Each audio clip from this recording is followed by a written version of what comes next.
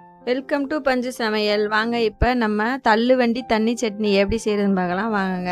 நான் சிறுதானிய இட்லிக்கு தாங்க இந்த சட்னி வச்சுருக்கேன். சிறுதானிய இட்லி எப்படி மாவு ஊற வச்சு அரைக்கிறதுன்னு அடுத்த வீடியோவில் நான் போடுறேங்க. வாங்க இப்போ சட்னி வைக்கலாம், எப்படி செய்கிறதுன்னு பார்க்கலாம். அடுப்பில் கடாய் வச்சுக்கோங்க. 1 ஸ்பூன் எண்ணெய் சேர்த்துக்கோங்க. ஒரு துண்டு இஞ்சி 4-5 பூண்டு உரித்து சேர்த்துக்கோங்க. ஒரு 10-15 சின்ன வெங்காயம் உரித்து சேர்த்துக்கோங்க. நறுக்க வேணாங்க, அப்படியே சேர்த்து நல்லா ரொம்ப நேரம்லாம் வதக்க வேணாம், சும்மா லைட்டாக வதக்கி எடுத்துக்கோங்க. ஒரு கொத்து கருவேப்பிலை சேர்த்துக்கோங்க. கொத்தமல்லி கொஞ்சம் சேர்த்துக்கோங்க. நான் இதுக்கு பச்சை மிளகா சேர்த்துருக்கேன், காஞ்ச மிளகா வேணாலும் சேர்த்துக்கலாங்க. நான் 3 பச்சை மிளகா இதுக்கு சேர்த்துருக்கேங்க. நீங்கள் காஞ்ச மிளகா சேர்த்துக்கிறாந்தாலும் சேர்த்துக்கோங்க.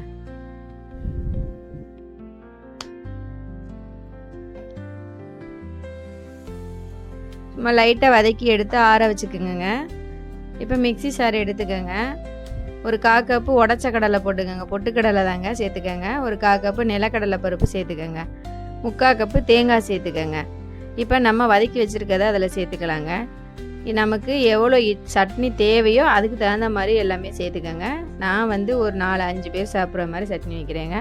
உங்களுக்கு எவ்வளோ தேவையோ அதுக்கு தகுந்த மாதிரி சேர்த்துக்கோங்க. கொஞ்சம் தண்ணி சேர்த்து நல்லா தனியாக அரைச்சி எடுத்துக்கோங்க. இப்போ இதை தாளிச்சிக்கலாம் வாங்க. அடுப்பில் கடாய் வச்சுக்கோங்க. 1 ஸ்பூன் எண்ணெய் சேர்த்துக்கோங்க. 1/2 டீஸ்பூன் உளுந்து சேர்த்துக்கோங்க. 1/2 டீஸ்பூன் கடுகு சேர்த்துக்கோங்க. நல்லா பொரியட்டுங்க.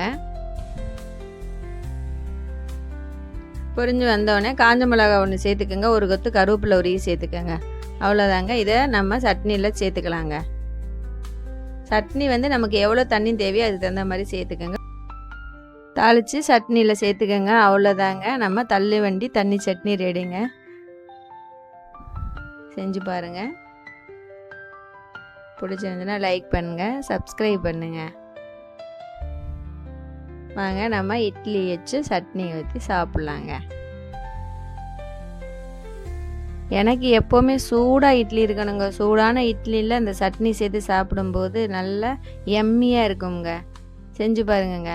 ஓகே, பாய், தேங்க்யூ.